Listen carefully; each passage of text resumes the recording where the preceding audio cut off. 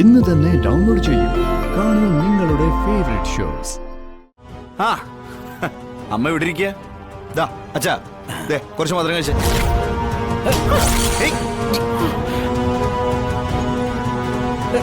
എന്തിനാണ് നീ ഇങ്ങോട്ട് കയറി വന്നേ? ഇവിടെ നിന്റെ ആരാടാ ഉള്ളത്? കുട്ടികൾ വളർന്നു വരിക, അതനുസരിച്ച് അവരുടെ മനസ്സും വളരും. ഈ സംശയങ്ങളാ എപ്പോഴും നമ്മുടെ ജീവിതം തകർക്കുന്നത്. അതൊരു തരത്തിലല്ലെങ്കിൽ മറ്റൊരു തരത്തിൽ നമ്മുടെ ജീവിതം നശിപ്പിക്കാൻ ഉണ്ടാക്കിയിട്ടുള്ളതാ.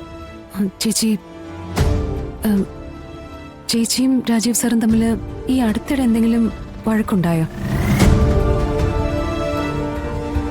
പ്രഗ്നന്റ് ആണെന്ന് പറഞ്ഞപ്പോ രാജീവ് സാറ് ഫോൺ കട്ട് ചെയ്യായിരുന്നു. ആദ്യത്തെ കുഞ്ഞ് അബോട്ടായപ്പോ മുതൽ എന്നിൽ നിന്ന് രാജീവേട്ടൻ അകന്നതാ.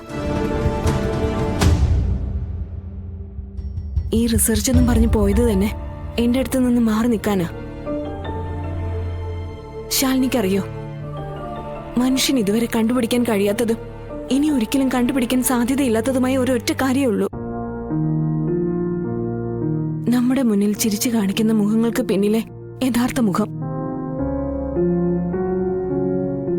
ആ മുഖത്താണ് അവരുടെ ക്രൂരതകൾ മുഴുവനും ഒളിഞ്ഞിരിക്കുന്നത്. ദേഷ്യവും വൈരാഗ്യവും സങ്കടവും പകയും എല്ലാം ഒളിഞ്ഞിരിക്കുന്നത്. പക്ഷെ ആ മുഖം ഒരിക്കലും നമ്മൾ കാണുന്നില്ല, നമ്മളെ കാണിക്കുന്നില്ല. ചിലര് പറയാറില്ലേ, അവനിൽ ഒരു ക്രിമിനൽ ഒളിഞ്ഞിരിപ്പുണ്ടെന്ന്. എനിക്ക് ചിലപ്പോഴൊക്കെ തോന്നും രാജീവേട്ടൻ അങ്ങനെ ഒരാളാണോന്ന്. നമ്മളൊന്നും നേരിൽ കാണുന്ന ഒരാളെ അല്ല, നമുക്ക് മുന്നിൽ ചിരിച്ചു കാണിക്കുന്ന ആളെ അല്ല. യുഎസിലേക്ക് റിസർച്ചിന് പോയിരിക്കുന്നത് തന്നെ കൂടെയുള്ള ഒരു സഹപ്രവർത്തകയുടെ കൂടെയാ.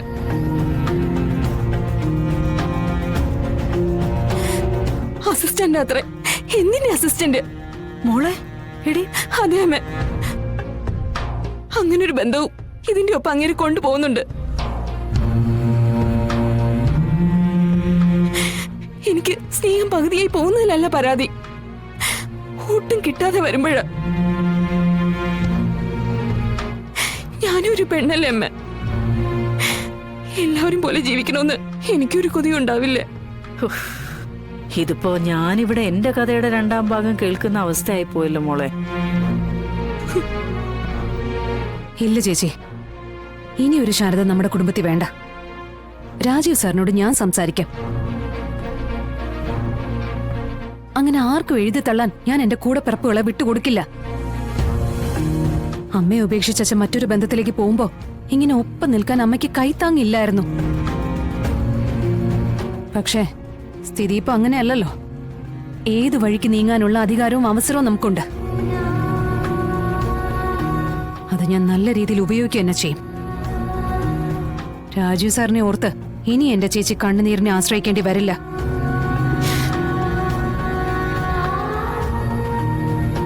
ഇതിനൊരു തീരുമാനം ഞാൻ ഉണ്ടാക്കിയിരിക്കും.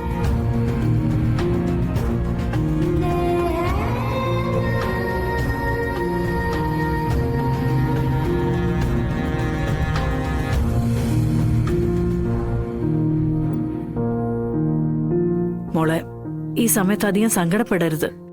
അത് കുഞ്ഞിനെ നന്നായി ബാധിക്കും. ശാരദയ്ക്കും മക്കൾക്കും സങ്കടം മാത്രം മതിയെന്ന് ഈശ്വരന്മാരെല്ലാരും കരുതിയിട്ടുണ്ടെങ്കിൽ നമുക്ക് പിന്നെ എന്ത് ചെയ്യാൻ പറ്റും മോളെ? സഹിക്കുക, അതേ എനിക്ക് പറയാനുള്ളൂ.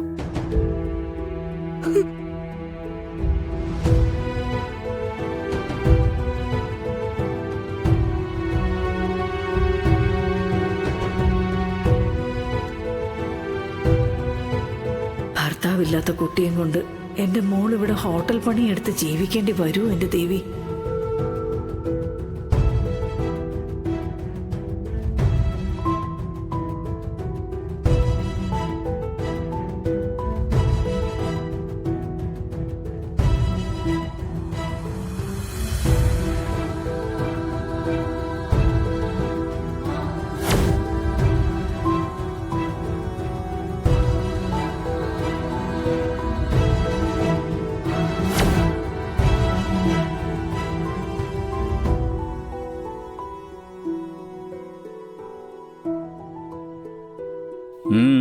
നീന്റെ ഭൂമി ആലോചിക്കുന്നേ? നട്ടലിനു പകരെ വാഴപ്പിണ്ടി വെച്ച ഒരു മകനുണ്ടായതിന്റെ പേരിൽ സങ്കടപ്പെട്ടിരിക്കുക. അല്ല, എങ്ങനെ ഉണ്ടാകാതിരിക്കുന്നേ? നിങ്ങളുടെ സന്തതിയല്ലേ. ഇതിലപ്പുറം കാണിക്കും. കാണിച്ചില്ലെങ്കിലല്ലേ അത്ഭുതപ്പെടാനുള്ളൂ. വിത്ത് ഗുണം 10 ഗുണം എന്ന് പറയുന്നത് വെറുതെ അല്ല. നീ ഇങ്ങനെ ചുമ്മാ ഓരോന്ന് പറഞ്ഞോണ്ടിരിക്കാൻ ഇത്രമാത്രം എന്ത് സംഭവിച്ചേ? ഇനി എന്ത് സംഭവിക്കാനാ മനുഷ്യ? തലയിലെ മുണ്ടിട്ടോണ്ട് നടന്നാ മതി അച്ഛനും അമ്മയും കൂടെ. മകനെ അത്രത്തോളം കാര്യങ്ങളെല്ലാം ഉണ്ടാക്കി വെച്ചിരിക്കുന്നേ. എന്നെ അവൻ എന്തിനാ ഇങ്ങനെ നാണം കെടുത്തുന്നേ? ഒരാളുടെ മുന്നിലും തല കുനിച്ചു നിൽക്കാനുള്ള അവസരം ഉണ്ടാക്കാതെ ചൂണയുള്ള ആണാക്കി തന്നെ വളർത്തിക്കൊണ്ടുവന്ന മകനെ എന്റെ.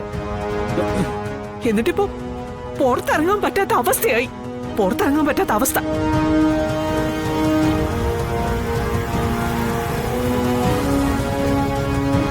ഓ, എത്തിയിട്ടുണ്ടെന്ന് തോന്നുന്നു. സൽപുത്രൻ, സൽപുത്രൻ. നീ ഉണ്ടായിരിക്കുന്നത്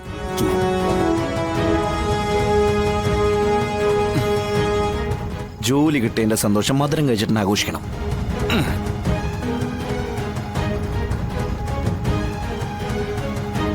അച്ഛാ, അമ്മേ, അമ്മേ. ഇങ്ങോട്ട് കയറിയാ.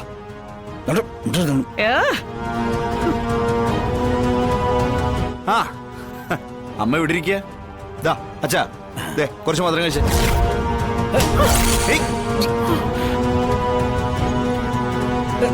എന്തിനാണ് നീ ഇങ്ങോട്ട് കയറി വന്നേ? ഇവിടെ നിന്റെ ആരാടാ ഉള്ളത്? എടാ, ഇവിടെ നിന്റെ ആരാ ഉള്ളതെന്ന്? അമ്മ എന്താ ഇങ്ങനെയൊക്കെ പറയുന്നേ? എടാ, ഞാൻ ചോദിച്ചതിന് മറുപടി നീ പറ. ഞങ്ങൾ നിന്റെ ആരാണെന്ന്. എന്റെ അമ്മ ഇതൊക്കെ ആരെങ്കിലും പറഞ്ഞിട്ട് വേണോ? എന്റെ അച്ഛനും അമ്മയും മറന്നോണ്ട് ഞാൻ ഇന്നവരെ ഒരു പ്രവൃത്തിയും ചെയ്തിട്ടില്ലല്ലോ. ഇനിയൊട്ട് പ്രവർത്തിക്കൂല. എന്നിട്ടെന്താ നീ നിന്റെ ഭാര്യയുടെ അടിമയായിട്ട് ജോലിക്ക് പോകുന്ന കാര്യം ഞങ്ങളോട് പറയാതിരുന്നേ?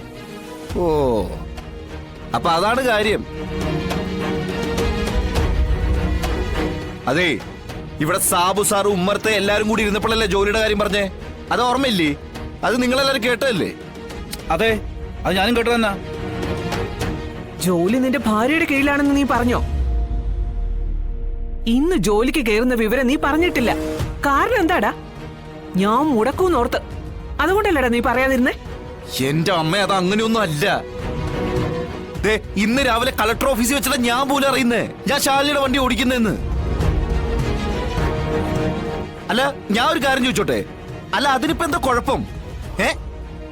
ഏത് ജോലിക്ക് അതിൻ്റെതായിട്ടുള്ള അന്തസ്സില്ലേ? ഡ്രൈവർ പണി അന്തസ്സുള്ള ജോലി തന്നെയാ. അല്ല, അതെങ്ങനെയാ അടിമപ്പണിയാവണേ? എടാ, ഡ്രൈവർ പണി അന്തസ്സുള്ള പണി തന്നെയാ. അത് പക്ഷേ നീ നിന്റെ ഭാര്യയുടെ കീഴിൽ ചെയ്യുമ്പോഴാ അന്തസ്സില്ലാത്ത പണിയാവുന്നേ.